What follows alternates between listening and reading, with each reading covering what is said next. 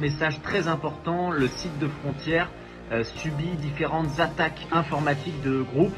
J'ai porté plainte lundi. Pour l'instant, il ne se passe absolument rien. Alors c'est signé, ça vient d'extrême gauche, voilà.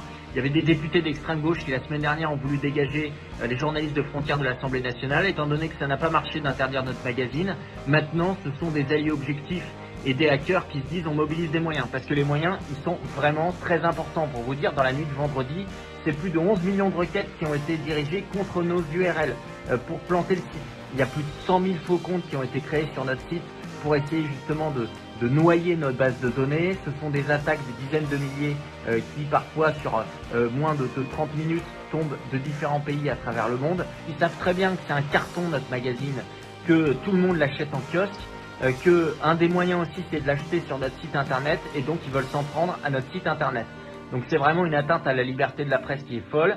Moi je suis un peu sidéré aussi que les services de l'État se mobilisent pas. À un moment on est sur un braquage en direct depuis plusieurs jours et il se passe absolument rien.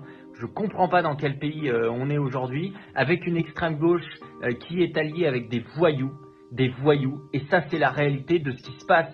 Est-ce que demain, si Mediapart fait une enquête sur des collaborateurs du Rassemblement national, il y aura des hackers d'extrême droite qui vont essayer de s'en prendre et d'attaquer Mediapart? Non, ça n'arrive pas. Donc c'est absolument un scandale.